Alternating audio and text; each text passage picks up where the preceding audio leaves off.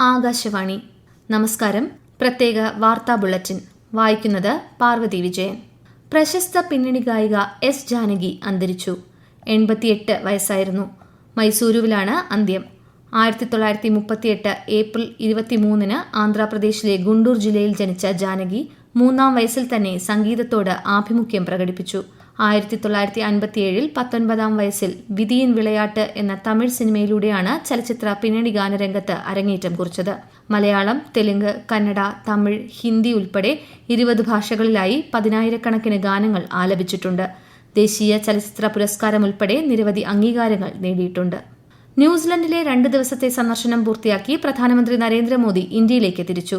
പ്രതിരോധം, വിനോദസഞ്ചാരം, കായികരംഗം, ദുരന്ത നിവാരണം, മൃഗസംരക്ഷണം എന്നീ മേഖലകളിൽ സഹകരണത്തിനായുള്ള 5 ധാരണാപത്രങ്ങളിൽ ഇരു രാജ്യങ്ങളും ഒപ്പുവച്ചു. വിയറ്റ്നാമിൽ ഇന്ത്യൻ വിനോദസഞ്ചാരികൾ യാത്ര ചെയ്ത ബോട്ട് മറിഞ്ഞ് 2 മലയാളികൾ ഉൾപ്പെടെ 15 പേർ മരിച്ചു. കൊട്ടാരക്കര സ്വദേശികളായ AC തോമസ്, ഭാര്യ ലൊവേനി തോമസ് എന്നിവരാണ് മരിച്ച മലയാളികൾ. ആകെ 32 വിനോദസഞ്ചാരികളും 4 ജീവനക്കാരുമാണ് ബോട്ടിൽ ഉണ്ടായിരുന്നത്.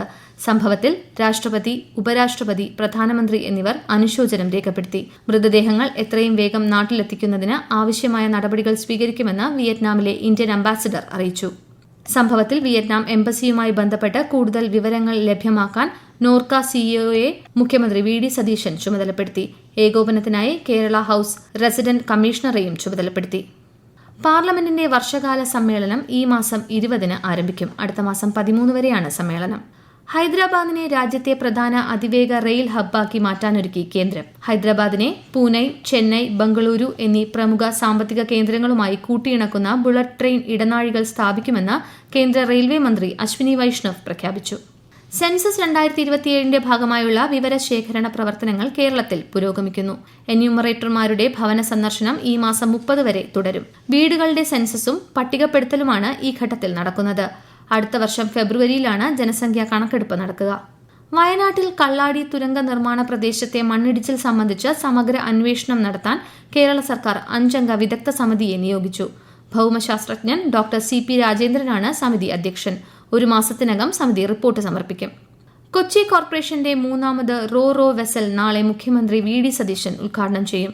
റോയിൽ വനിതകൾക്ക് സൌജന്യ യാത്ര അനുവദിക്കുന്ന ഇന്ദിരാ യാത്രാ പദ്ധതിയുടെ ഉദ്ഘാടനവും മുഖ്യമന്ത്രി നിർവഹിക്കും. പോലീസിനെ കൂടുതൽ ജനസൌഹാർദ്ദമാക്കുമെന്ന് ആഭ്യന്തരമന്ത്രി രമേശ് ചെന്നിത്തല എറണാകുളം പ്രസ് ക്ലബ്ബിൽ മുഖാമുഖം പരിപാടിയിൽ സംസാരിക്കുകയായിരുന്നു അദ്ദേഹം. അടുത്ത മാസം 15 മുതൽ നവീകരിച്ച പോലീസ് സേനയാകും സംസ്ഥാനത്തുണ്ടാകുകയെന്ന് ആഭ്യന്തരമന്ത്രി പറഞ്ഞു. സർക്കാർ ഫണ്ടിനു പുറമെ CSIR ഫണ്ട് ഉപയോഗിച്ചും സർക്കാർ ആശുപത്രികളുടെ അടിസ്ഥാന സൌകര്യ വികസനത്തിന് നടപടികൾ സ്വീകരിക്കുമെന്ന് മന്ത്രി K മുരളീധരൻ. ആരോഗ്യവകുപ്പ് സ്വീകരിച്ച നടപടികളും തീരുമാനങ്ങളും ഉൾക്കൊള്ളുന്ന പ്രോഗ്രസ് റിപ്പോർട്ടിന്റെ പ്രകാശനം തിരുവനന്തപുരത്ത് നിർവഹിക്കുകയായിരുന്നു അദ്ദേഹം. സംസ്ഥാനത്തെ 100 തദ്ദേശ സ്ഥാപനങ്ങളിൽ autorickshaw fare meter verification camp സംഘടിപ്പിക്കുമെന്ന് മന്ത്രി അനൂപ് ജേക്കബ്. സർക്കാരിന്റെ 100 ദിന കർമ്മ പരിപാടിയിൽ ഉൾപ്പെടുത്തിയാണ് എല്ലാ ജില്ലകളിലും വെരിഫിക്കേഷൻ ക്യാമ്പുകൾ നടപ്പാക്കുന്നത്.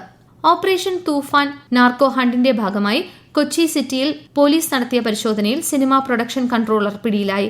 കോട്ടയം തലയോലപ്പറമ്പ് സ്വദേശി വിശാൽ സോമനാണ് പിടിയിലായത്. ഓണാഘോഷവേളയിൽ 3 പ്രത്യേക ട്രെയിനുകൾ കൂടി അനുവദിച്ച് റെയിൽവേ. തിരുവനന്തപുരം നോർത്ത്, മംഗളൂരു, ചെന്നൈ, കൊല്ലം, ബംഗളൂരു, എറണാകുളം ട്രെയിനുകളാണ് അനുവദിച്ചത്. ടിക്കറ്റ് ബുക്കിംഗ് ആരംഭിച്ചു. ഭാവി ചുഴലിക്കാറ്റിന്റെ പശ്ചാത്തലത്തിൽ 6 ലക്ഷം പേരെ ഒഴിപ്പിച്ച് ചൈന. കിഴക്കൻ ഷെജിയാങ് പ്രവിശ്യയിൽ നിന്നും ഫുജിയാനയിൽ നിന്നുമാണ് ജനങ്ങളെ ഒഴിപ്പിച്ചത്. മണിക്കൂറിൽ 144 കിലോമീറ്റർ വേഗതയിൽ വീശുന്ന ചുഴലിക്കാറ്റ് നാളെ പുലർച്ചെ ഷെജിയാങ് പ്രവിശ്യയിൽ കരതൊടുമെന്നാണ് റിപ്പോർട്ട്. കേരളത്തിൽ ഇന്ന് വിവിധയിടങ്ങളിൽ ഇടിമിന്നലോടുകൂടിയ മഴയ്ക്കും ശക്തമായ കാറ്റിനും സാധ്യതയെന്ന് കേന്ദ്ര കാലാവസ്ഥാ വകുപ്പ്. കർണാടക തീരത്ത് ഇന്ന് മത്സ്യബന്ധനത്തിന് വിലക്കേർപ്പെടുത്തി. കോഴിക്കോട് മലാപ്പറമ്പിലെ 150 വീടുകൾ ഹരിതഭവനങ്ങളാക്കിയ ദേശോദ്ധാരിണി വായനശാലയ്ക്കുള്ള ശുചിത്വ മിഷൻ പുരസ്കാരം ജില്ലാ കളക്ടർ MS മാധവിക്കുട്ടി സമ്മാനിച്ചു. ഭക്ഷണാവശിഷ്ടങ്ങൾ വീടുകളിൽ തന്നെ സംസ്കരിച്ച് ജൈവവളമാക്കി കൃഷിക്ക് ഉപയോഗിക്കുക, അജൈവ പാഴ്വസ്തുക്കൾ ഹരിതകർമ്മസേനയ്ക്ക് കൈമാറുക ഉൾപ്പെടെയുള്ള പ്രവർത്തനങ്ങളാണ് ഹരിതഭവനങ്ങളിലൂടെ നടപ്പാക്കുന്നത്.